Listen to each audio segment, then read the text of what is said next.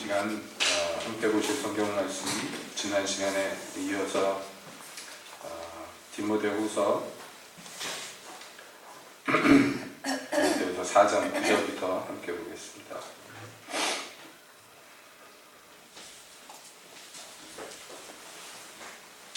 디모데후서 4장 9절부터 마지막 절인 22절까지 함께 보시겠습니다. 이모야, 너는 어서 속히 내게로 오라. 데마는 이 세상을 사랑하여 나를 버리고 데살로니가로 갔고, 그레스게는 갈라디아로, 디도는 달마디아로 갔고, 누가만 나와 함께 있느니라. 네가 올 때에 마가를 데리고 오라. 저가 나의 일에 유익하니라. 두기고는 에베소로 보내었노라. 네가 올 때에 내가 드로아 가보의 집에 둔 겉옷을 가지고 오고, 또 책은 특별히 가죽 종이에 쓴 것을 가져오라. 구리 장색 알렉산더가 내게 해를 많이 부렸으매 주께서 그 행한 대로 저에게 갚으시리니 너도 저를 주의하라. 저가 우리 마을 심히 대적하였느니라. 내가 처음 변명할 때에 나와 함께 한 자가 하나도 없고 다 나를 버렸으나 저에게 허물을 돌리지 않기를 원한다. 주께서 내 곁에 서서 나를 강건케 하심은 나로 말미암아 전도의 말씀이 온전히 전파되어 이방인도 듣게 하려 하시니 내가 사자의 입에서 건지웠느니라. 주께서 나를 모든 악한 일에서 건져내시고 또 그의 천국에 들어가도록 구원하시리니 그에게 영광이 세세 무궁토록 있을지어다. 아멘. 브리스가와 아굴라와 및 오네시모로의 집에 문안하라. 에라스도는 고린도에 머물렀고 드로비모는 병들므로 밀레도에 두었나니 겨울전에 넌 어서 오라.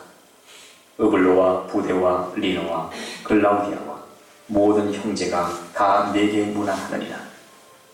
나는 주께서 내 심령에 함께 계시기를 바라노니 은혜가 너희와 함께 있을지어다. 아멘. 아버지 하나님, 이 시간에 주님 말씀 듣기를 원하오니 저에게 오셔서 말씀하여 주시옵소서. 예수님의 이름으로 기도합니다. 아멘. 우리가 연달아서 디모데 전서와 또 디모데 후서의 말씀을 함께 보면서 이제 그 마지막 부분에 이르렀습니다. 지난 시간에 우리가 같은 본문을 가지고 전반부의 내용을 우리 함께 살펴보았습니다. 여기 이 디모데 후서는 사도 바울이 쓴 서신서 중에서 마지막 서신인데요. 사도 바울이 일찍이 1장에서 말한 것과 같이 아시아에서 모든 사람이 나를 버린 것을 네가 들었다고 디모데에게 얘기했습니다.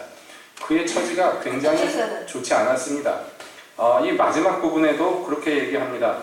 내가 처음 변명할 때에 나와 함께한 자가 하나도 없었다. 여기 변명한다는 것은 뭐냐면 신문받거나 공격받을 때 거기에 대해서 답변하는 것을 의미합니다. 그러니까 사도 바울이 지금 로마의 감옥에 갇혀 있는데 아마도 로마 지역에서 이제 붙들려가지고 하나님의 복음 전하는 것 때문에 공격받을 때에 그때에 함께했던 사람들이 하나도 없고 다 피하고 숨고 도망갔다는 얘기를 지금 하고 있습니다. 그런데 그들이 나를 다 버렸지만 하나님께서 저희에게 허물을 돌리지 않기를 내가 원한다고 얘기합니다. 그것은 그 사람들이 옳기 때문이 아니라 지금 불쌍히 여기고 긍휼히 여기는 마음으로 하는 얘기입니다. 지금 사도 바울이 고백하는 이 얘기가 어떤 배경이고 환경인지 우리가 100% 다 알 수는 없으나 그러나 그 뒤에 나오는 이야기들로 미루어 볼 때 굉장히 험악한 상황이었다는 것은 분명합니다. 그러니까 사도 바울이 이 복음으로 신문받을 때 거기에 답변을 할 때 옆에 함께 서서 그 처지에 함께 동참한 사람이 없었다는 것은 그만큼 무섭고 두려운 처지에 떨어졌었다는 것을 우리에게 알려줍니다. 그래서 하나님께서 그때 내 곁에 서서 나를 강건하게 하셨다라고 고백합니다. 왜 그 사람들을 불쌍히 여깁니까? 지금 사도 바울의 얘기가 뭐냐면 그때 하나님이 나를 강건케 하셨기 때문에 내가 용감하게 하나님의 말씀을 전할 수 있었지 하나님이 돕지 않았으면 나도 그렇게 제대로 설 수가 없었을 거라는 것을 지금 돌려서 설명하는 것이죠. 왜 그 사람들이 사도 바울을 버리고 도망쳤을까요? 무엇 때문일까요? 여러분, 이 광경은 마치 예수님이 붙잡히던 밤에 제자들이 다 도망갔던 그 상황과 흡사해 보입니다. 그러니까 우리가요, 사람이 용감해서 어떤 일을 이루는 것이 아닙니다. 그 자유주의 신학이라고 보통 이야기하는 그 신학자 중에서 아주 첫손, 두손 이렇게 꼽히는 사람들이 있어요. 불트만이니 몰트만이니 여러분 교회에서 들을 말이 별로 없습니다만은 그들 중에 하나가 뭐라고 얘기했느냐면 그 갈멜산에서의 엘리야를 설명하면서 뭐라고 하냐면 강철 같은 정신력을 가진 사람이다. 이렇게 엘리야를 칭송했습니다.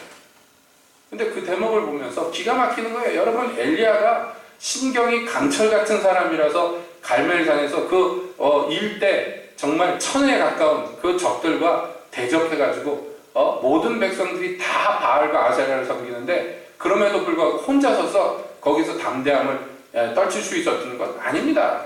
그 사람이 독하고 강해서 되는 거 아닙니다. 하나님이 함께 하셨기 때문에 가능한 것이죠. 여러분, 갈멜산에서의 큰 승리 다음에 일어난 일을 보면 알 수가 있습니다. 큰 승리를 맛보았습니다. 하나님께서 그의 기도를 듣고요, 몇 년 만에 비를 내리셨고요, 성령에 충만해가지고 왕의 마차보다도 더 빨리 뛰었어요. 초인적인 영과 육의 능력을 보였습니다.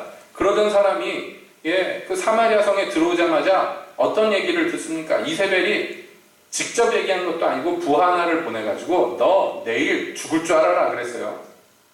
그랬더니 그날 밤에 도망쳤어요. 엘리야가 말이죠.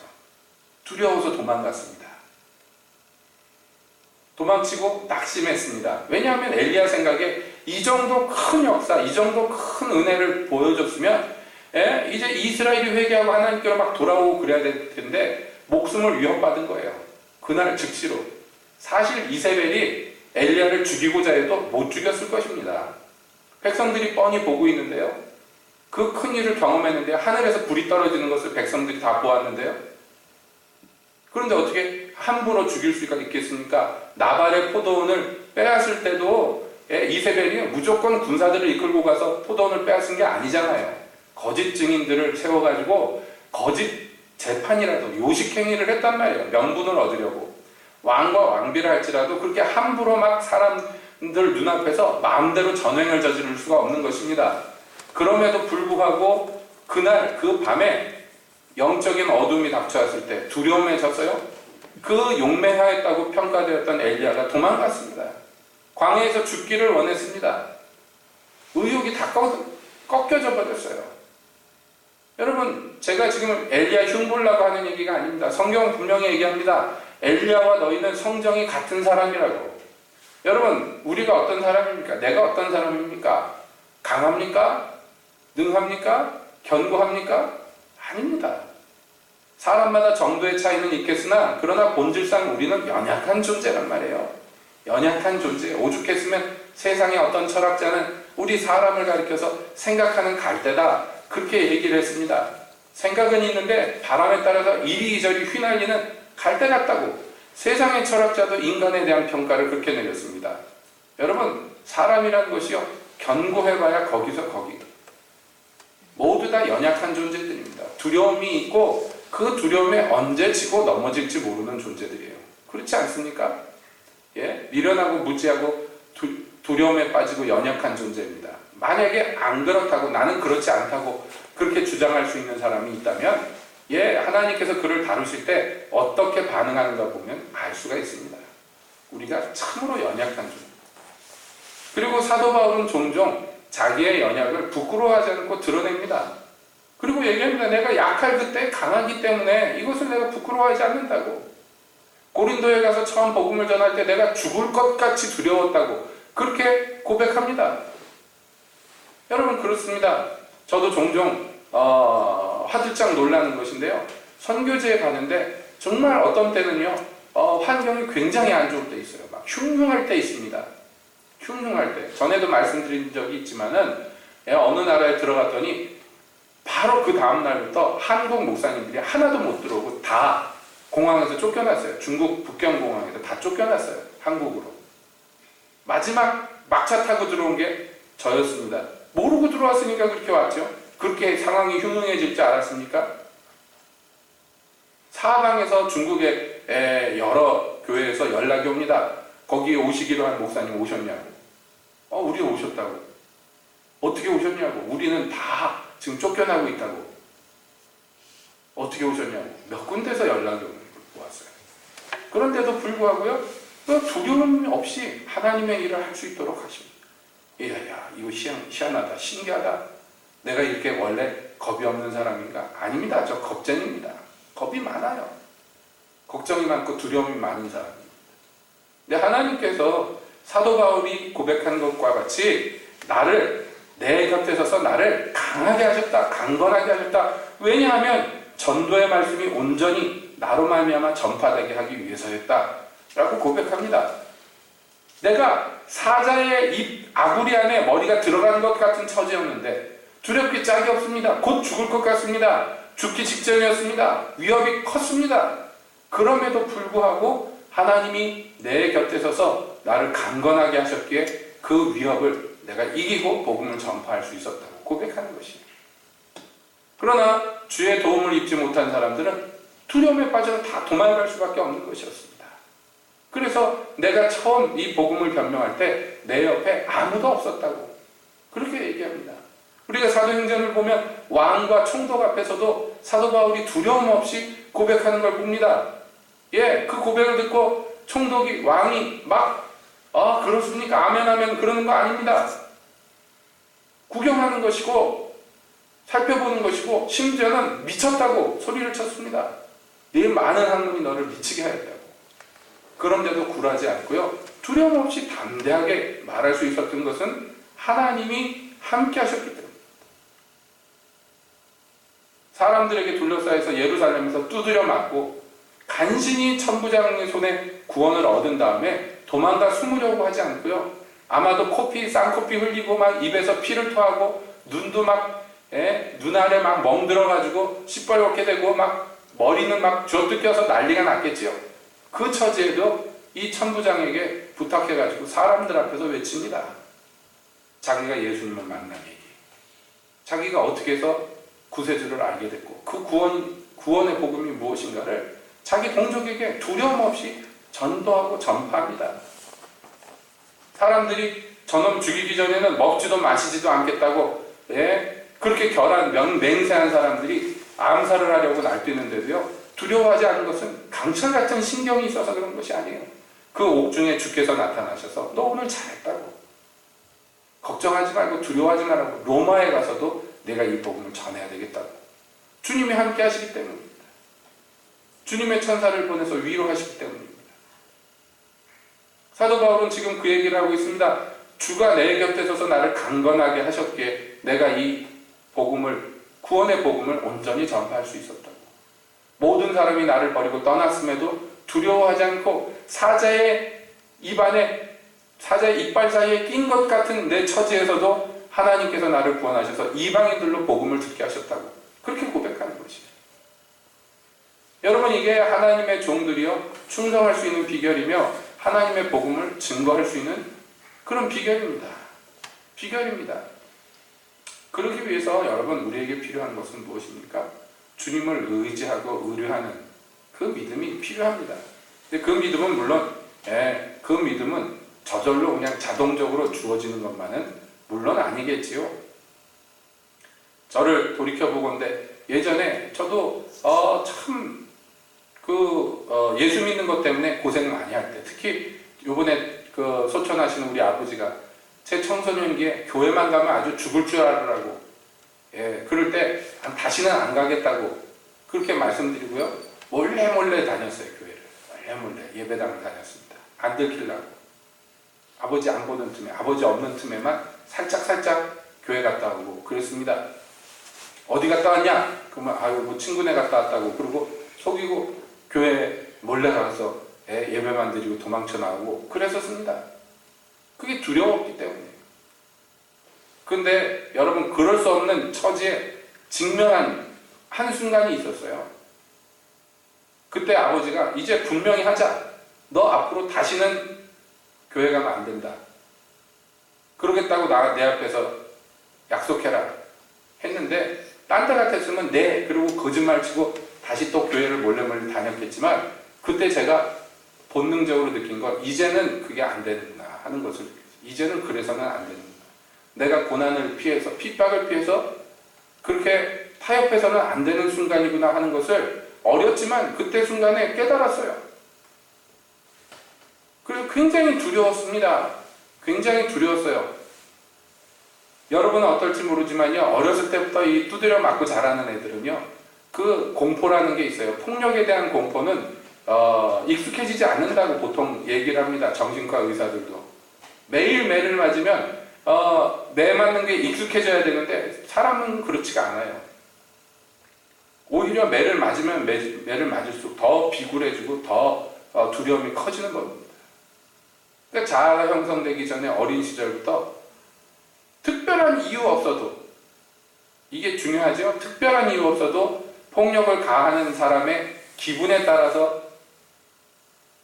그 폭력이 언제라도 가해질 수 있다는 거, 이게 굉장히 공포스러운 상황이거든요. 제가 어렸을 때부터 그런 상황에서 컸습니다. 그래서 그게 굉장히 두려움이었어요. 그러니까 한 번도 아버지에게 아니라고 얘기해 본 적이 없어요. 생전에. 근데 그날 제가 깨달았어요. 이제는 더 이상 이렇게 하면 안 된다는 것을. 주님께서 알게 하셨는 것 같아요. 그래서 정말 없는 용기, 있는 용기 다 짜내가지고 대답을 했습니다. 그럴 수 없다고. 저희 아버지가 그때 충격받았던 표정이 아직도 기억이 나요. 문자 그대로 충격을 받았어요. 이게 뭐라고 해야 될까요? 사람이 개를 물었다 뭐 이런 것처럼 있을 수 없는 일을 지금 경험한 거예요. 그러니까 화도 안 내고 충격받아서 잠시 멍하게 있었던 우리 아버지의 표정이 생각이 납니다. 그리고 나서 이제 폭발하기 시작하면서 이제 뭘로 팰 것인가를 찾으러 막 찾고 있는데 우리 어머니랑 저희 누나랑 저를 양손을 붙잡고 끌고 나가면서 너 여기 있다가는 죽는다고, 빨리 나가라고 밀고 땡기고 해가지고 저는 그때 맞아 죽어야지 그러고 생각하고 서 있었어요. 더 이상 이렇게 타협해서는 안 되는구나 하는 거죠. 근데 밀고 땡기고 하니까 자의반 타의반으로 맨발로 도망쳐서 집에서 나와가지고 그때부터 집에 못 들어가고 떠돌아다니기를 시작을 한 것 같아요. 그때가 아마 제 기억에 고등학교 1학년 때인가 2학년 때인가쯤 됐었던 것 같습니다. 제 생전에 처음으로 아닙니다라고 아버지에게 얘기했던 그 순간부터 해서 본격적으로 주님과 동행한다는 게 뭔지를 배우기 시작합니다. 그때부터 사실은. 그 전에도 주를 사랑하고 주님을 믿고 따랐습니다마는 아마도 그때부터 본격적으로 주님의 트레이닝이 시작되지 않았는가 그렇게 생각합니다. 왜냐하면 아무것도 없이 맨발로 뛰쳐나갔는데 거기에서 뭐 어떻게 살 거예요? 하나님이 함께 하시지 않으면 살 수가 없는 처지에 떨어지는 것입니다. 그래서 동네 어귀에 맨발로 서 있는데 참 기가 막힌 거예요. 내일 학교는 어떻게 가나? 뭐 별별 생각이 다 드는데요. 저희 누나가 제 친구, 그 동네 사는 친구 손에 제 운동화 하나를 쥐어서 가서 찾아봐 보라고 보낸 거예요. 그 친구가 제 운동화를 들고 돌아다니는 거 보고 불렀더니 오면서 야 너희 누나가 이거 나 주면서 너 갖다 주라고 그러더라. 그래서 제가 양말도 못 신고 그 운동화 신고선 그때부터 여기저기 떠돌아다니기 시작했던 기억이 납니다. 그러면서 점점 배워서 알게 되는 것이에요. 뭐냐면 주님과 함께 하면은 그거 이상이 없구나. 주님과 함께 하는 것만이 전부구나 하는 것을 조금씩 배워가는 것이었어요. 지금 생각하면 많이 어리고 유치하고 미숙했지만 그러나 이 중요한 사실을 하나님이 알려주시기 시작합니다. 나만 의지해야 된다. 너 다른 거 의지하면 안 된다. 의지할 때도 없었어요. 뭘 의지하겠습니까? 다른 거 의지하면 안 된다. 나만 의지해야 된다. 주님께서 그때부터 차근차근 가르쳐주기 시작한 것 같아요. 그래서 제가 알게 됐습니다. 예수 믿는다는 거는 주만을 의지해야 되는 것이구나. 다 아는 사실이었습니다만은 진짜로 알게 된 것이 그때부터 있었던 것 같습니다. 여러분, 제 옛날 얘기를 해서 좀 면구스럽습니다만은 여러분도 마찬가지입니다. 여러분 인생에 그랬던 순간이 있습니까? 더 이상은 안 된다. 주님이 말씀하신 순간. 더 이상 전과 같이 살아서는 안 된다. 이제는 값을 치러야 된다. 라고 말씀했던 순간. 제가 그 전에도 예배당에서 아버지한테 끌려가가지고 기도하다 끌려가고 예배드리다 끌려가고 모진매를 맞고 그랬던 적이 여러 차례 있었습니다만은, 그러나 정말로 제가 정직하게 그렇게 고백하고 주님만 의지하기 시작했던 때가 사실은 굉장히 믿음의 큰 분수령이었다고 생각합니다. 여러분, 사도 바울이 고백한 이 고백이 여러분 가벼운 고백이 아닙니다. 그때 주님이 내 곁에 서서 나를 강건하게 하셨다. 그래서 내가 전한 복음을 이방인들이 듣고 구원받게 하기 위해서 나는 거기에 쓰임받은 것뿐이다. 나를 버리고 두려워 도망친 사람들, 그 사람들보다 내가 더 강해서 이런저런 일들을 이룬 건 아니다. 주님이 나와 함께 하셨기 때문에 그것이 가능했다. 여기 믿음의 아들 디모데에게 그 얘기를 하고 있는 것이에요.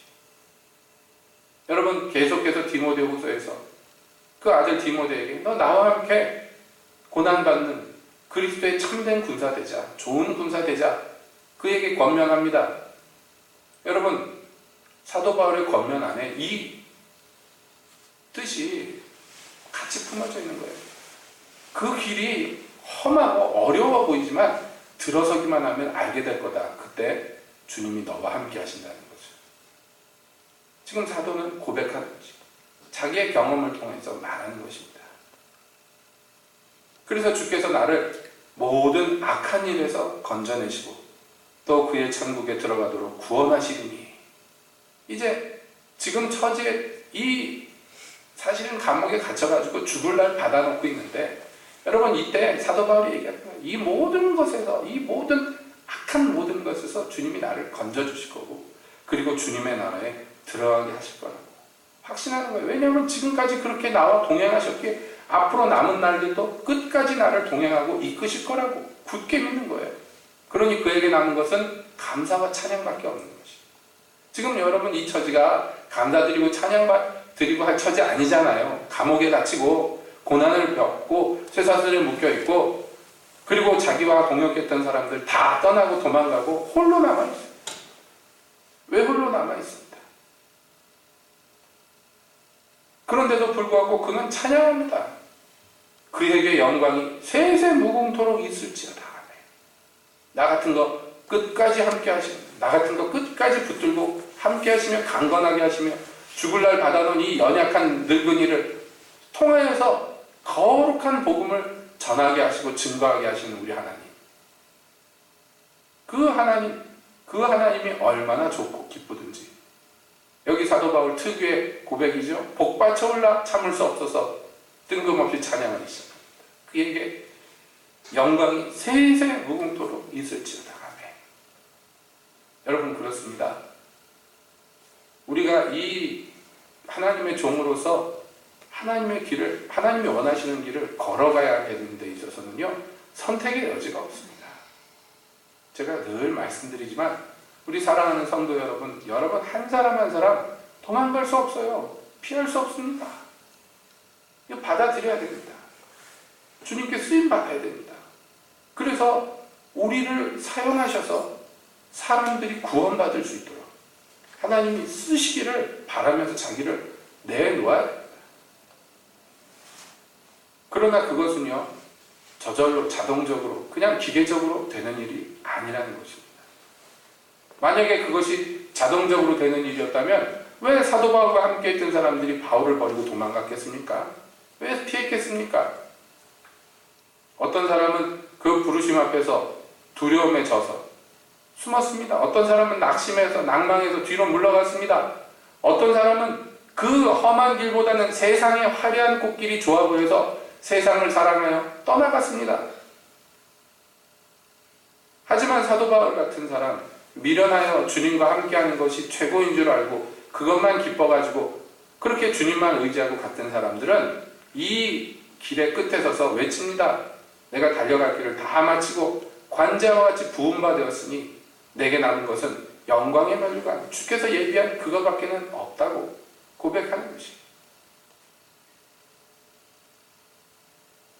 필연적으로 주님의 부르심을 받고 쓰임받는 것이 우리 성도들의 일일진데 여러분 피할 수 없습니다. 숨을 수 없습니다. 숨어서도 안 됩니다. 그렇다면 만약에 피하고 숨는다면 여러분 어떻게 되겠습니까? 주님과 함께하며 사도 바울과 동역했던 많은 사람들, 여기 이름 나오는 사람들, 그러나 막판에 줄을 버리고 도망갔던 사람들, 여러분 이런 처지에 떨어지지 않겠습니까? 철로역정에 보면 성도가 그 험한 좁은 길을 걸어가고 있는데 길 옆에 아주 좋은 풀밭에 누가 있어가지고 부릅니다. 여기 와서 쉬시라고. 거기로 가면 위험하니까 이 길로 가자고 누가 외칩니다. 그러니까 그 성도와 함께 가던 사람이 저 사람이 누굽니까? 그랬더니 저 사람 대마입니다. 그렇게 얘기해요. 저 꼬임에 넘어가서 저 좋은 꽃길로 가면 주님 나라에 못 들어간다고.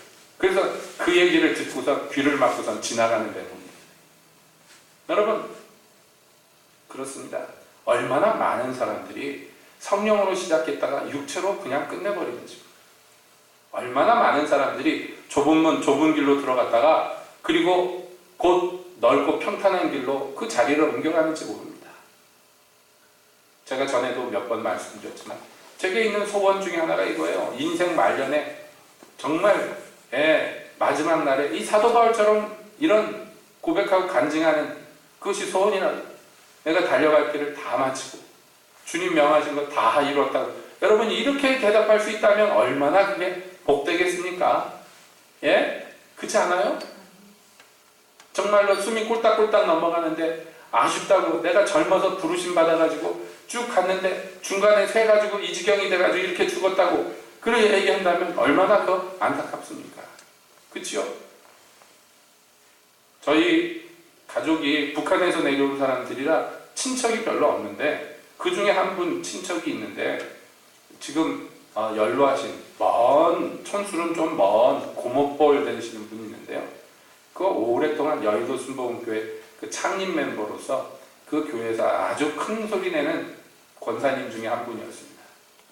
이번에 상을 치르는데 어머니가 저한테 그 얘기를 하는 거예요. 무슨 얘기를 하다가 옛날에 그 고모가 와가지고 이런 얘기를 했노라 하는 거예요.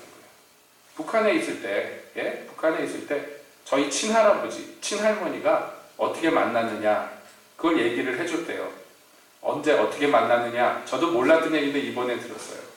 그 두 분이 신학교에서 만났답니다. 저희 할아버지랑 할머니랑 신학교 학생이었대요. 북한에서. 거기에서 말하자면 목회하겠다고 거기 들어왔던 청년들인데 신학교에서 만나가지고 어떻게 해가지고 우선 결혼까지 해서 살았는데 저희 할아버지 제가 어렴풋이 기억합니다마는 목사님 타입 아니거든요. 그런데 본인이 어렸을 때 헌신해가지고 주님의 길 가겠다고. 저희 할머니도 그렇고 저희 할머니는 목사님 따님이니까 뭐 그렇게 해가지고 안 나와요. 그 신학교에서 만나서 구세군 신학교에서 그 주님 섬기겠다고 자기를 헌신하고 들어왔다가 여러분 일제시대 때 그 신학생이라는 건 지금하고 격이 다릅니다. 그렇게 한다는 게 보통 일이 아닙니다. 근데 거기에서 만나서 주님 일 하겠다고 그래놓고서 결국에는 사업해가지고 크게 성공을 했죠. 저희 할아버지가 돈도 많이 벌었죠. 예. 그리고 아주 세상에서 또 출세했습니다. 초대 대한민국 정부 세울 때 외무부 차관까지 했으니까 뭐 사회적으로는 성공한 셈이죠. 돈도 많이 버셨고 그랬는데 그런데 저희 아버지 세대 그러니까 그 자녀들이 하나도 예수를 안 믿어요. 대대로 예수 믿던 가정이 한 명도 예수를 안 믿는 거예요. 사남매가 안 믿는 정도가 아니라 아주 기독교를 저희 아버지 같은 경우에는 불구대천의 원수로 알았으니까 참 어떻게 그럴 수가 있습니까? 그러니까 그 먼 친척벌 되는 고모가 그때 와서 그랬대요. 그 하나님한테 자기를 바친다고 서운해놓고 딴 거 해가지고 자녀들이 복을 못 받았다고. 좀 단순한 사고방식인데 아무튼 그렇게 우리 어머니한테 예전에 얘기를 하셨더라 하는 걸 이번에 들었어요. 그 얘기 듣고 제가 처음 알았습니다. 우리 할아버지 할머니가 원래 젊었을 때 자기를 그렇게 하나님께 드렸었구나. 근데 남은 인생 그렇게 안 사셨거든요. 그렇게 안 사신 정도가 아니라 막 사셨거든요. 그러니 생전에 저희 할머니가 저희 아버지한테 예수 믿어라 그러면은 어머니 젊었을 때 무당 불러서 맨날 구타고 그런 거 내가 다 봤는데 인제 와서 무슨 소리냐? 그리고 딱 잘라서 거절하는 얘기들 많이 들었었거든요. 제가 어렸을 때. 그 할머니가 입이 열 개라도 할 말이 없으니 가만히 계셨죠. 청년 때 자기를 들였으나 평생에 정말로 그 오직 이 세상의 성공과 출세만을 위해서 사시다가 말년에 주께로 다시 돌아와서 두 부부가 예수 믿고 돌아가신 것은 참 감사하지만은 자녀들에게 본이 전혀 안 되는 거예요.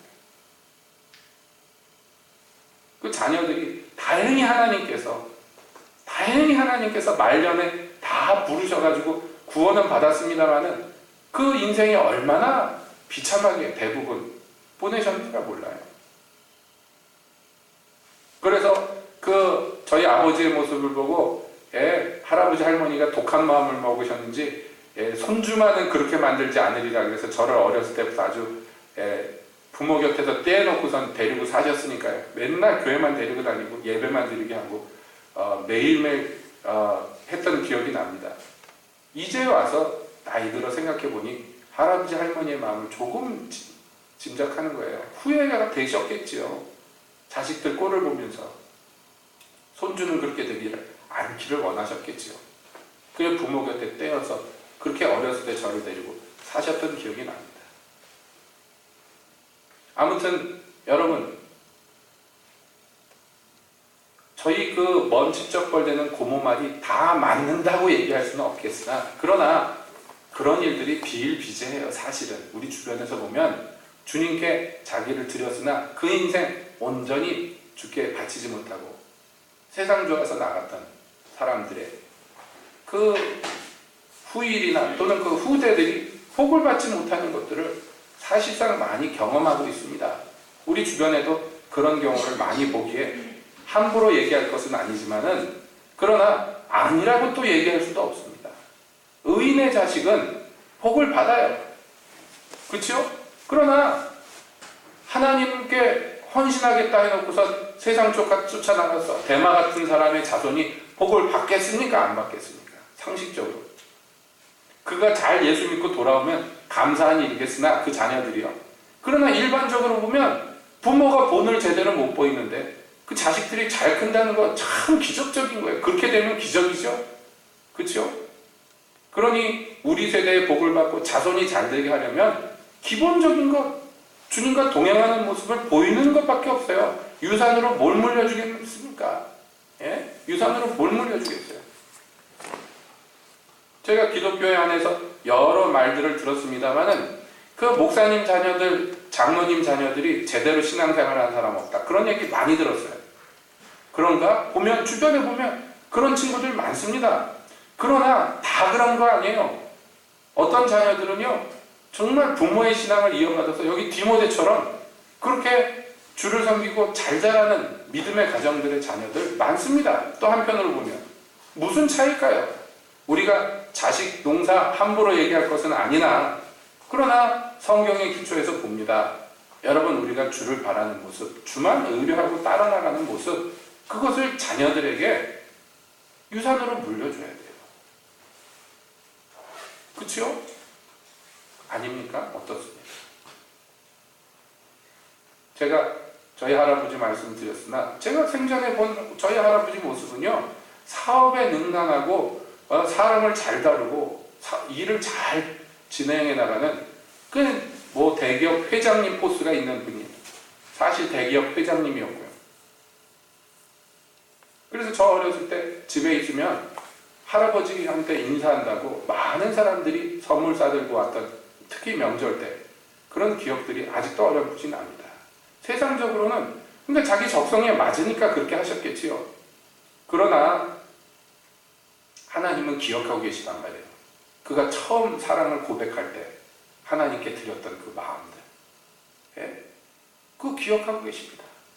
야곱이가 뺀질 지 하고 싶은 대로 하지만 하나님은 야곱이 베델의 그 돌 베개에다가 기름 부으면서 하나님께 서원했던 그 말을 잊지 않고 끝까지 기다려 붙들어다가 데려다 놓습니다. 예, 편하게 갈 수 있었지만 그러나 야곱이 제 멋대로 살다가 험한 길을 걸어갔습니다. 말년까지 얼마나 고생합니까? 험한 길을. 바로 앞에서 지팡이에 의지해서 말합니다. 내가 조상보다 산 날은 적지만 험악한 세월을 보냈나이다. 문자 그대로 험악하게 살았어요. 그게 다 제가 뿌린 씨입니다. 하나님은 신실하사 그를 놓지 않으시고 언약하신 바를 다 이루지만 그러나 인간 야곱은 그 야곱이 변하여 이스라엘이 되기 위하여 많은 고초를 겪어야 돼요. 가슴이 끊어지는, 심장이 터지는 슬픔을 경험해야 됩니다. 여러분, 그러므로 말씀드립니다. 우리 사랑하는 새벽교회 성도 여러분, 우리가 순전히 하나님께 자기를 드립시다. 손 놓고 헛된 거 붙잡지 말고 미련 두지 맙시다.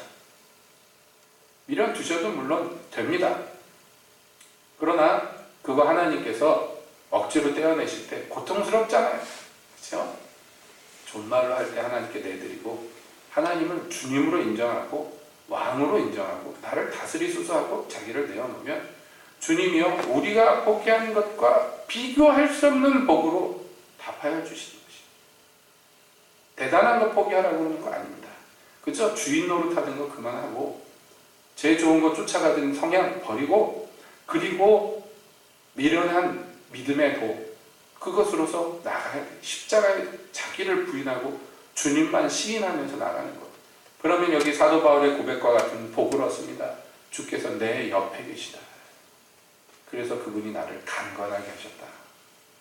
내가 이런 일 저런 일도 하였지만 주님이 나를 강건하게 하시고 도우셨기에 할 수 있었다. 여러분 그렇게 고백할 수가 있습니다. 그렇지 않겠습니까? 그렇지 않겠습니까? 여러분? 그렇습니다. 제가 처음에 중국에 갔을 때 두려웠어요.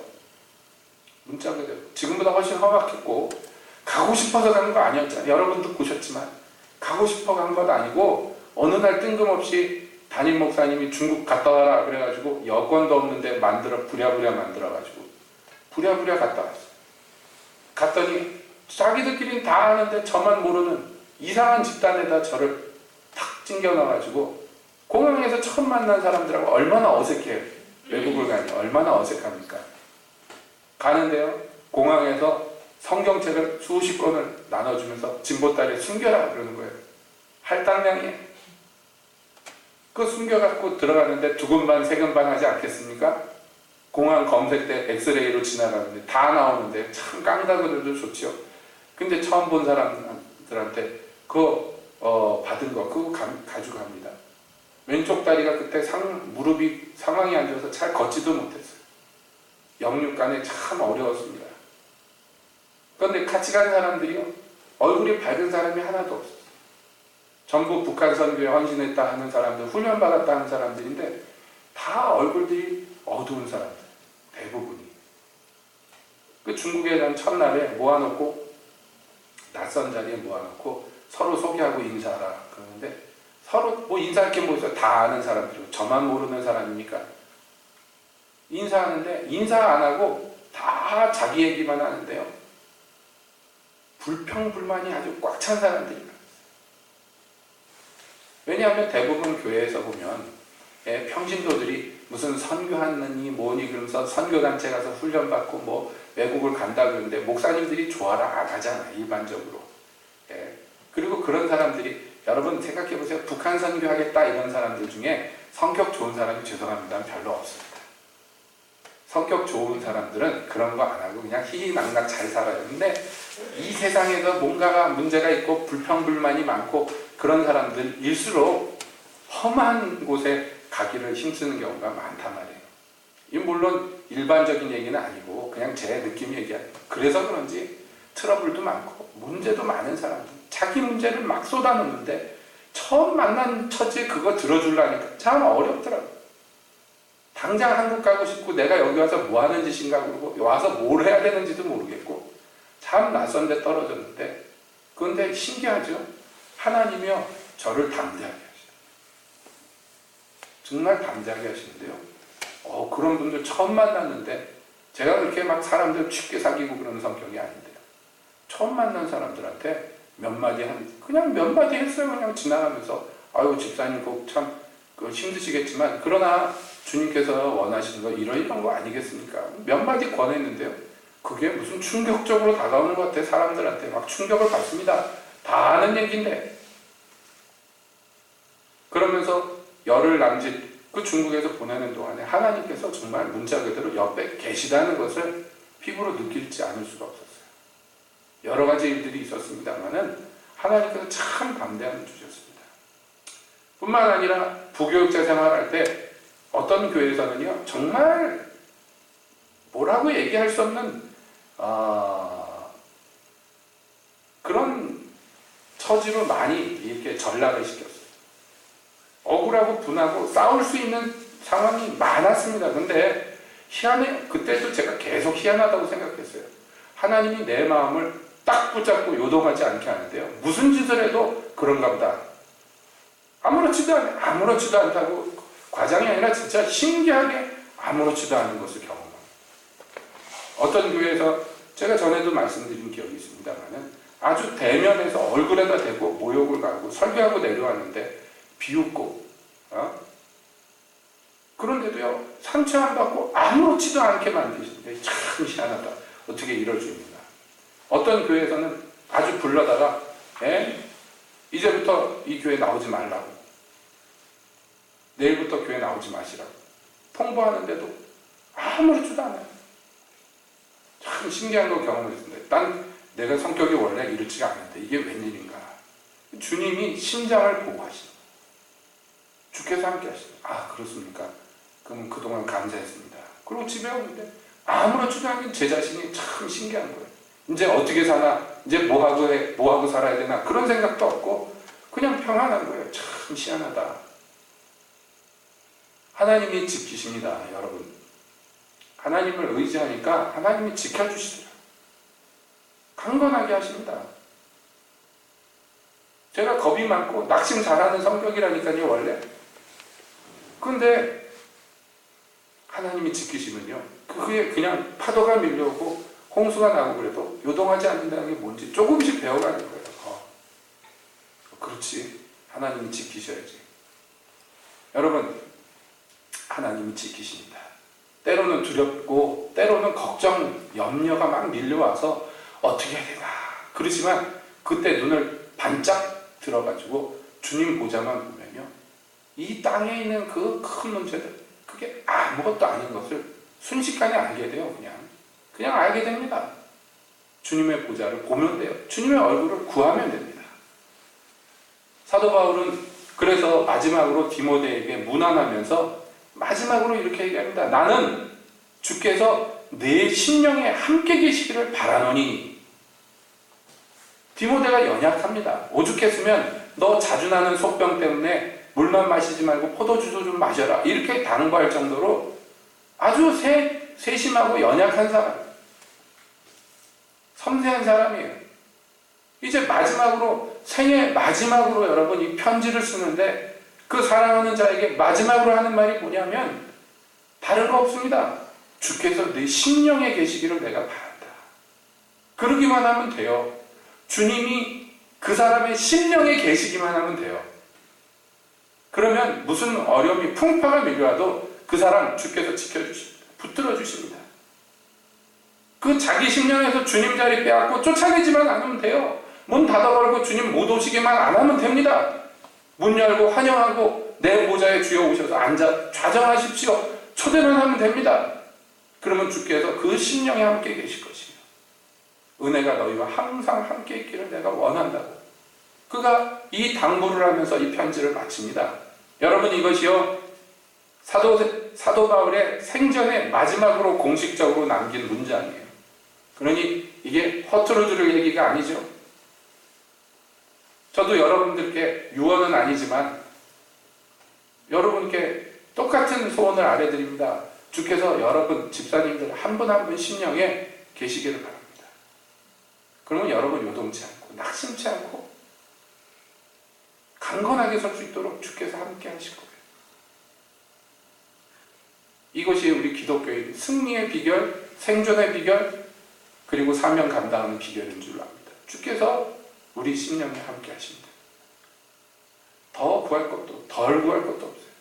오로지 이것 하나만 있으면 됩니다. 그러므로 여러분 당부드립니다. 사랑하는 성도 여러분, 저도 여러분을 위해서 소원하겠지만 여러분도 스스로 소원하십시오. 뭐라고? 주여 내 심령에 항상 계시옵소서.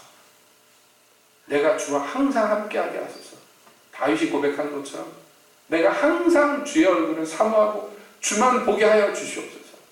내 자손들이 항상 주님 앞에 살게 해주시옵소서. 소원했던 것처럼 여러분 우리가 그런 거룩한 소원을 품고 있으면 주께서 우리를 붙들어 사용하시고 강건하게 하실 줄 믿습니다. 그렇게 해주실 주님 감사와 찬양을 드립니다. 기도하겠습니다.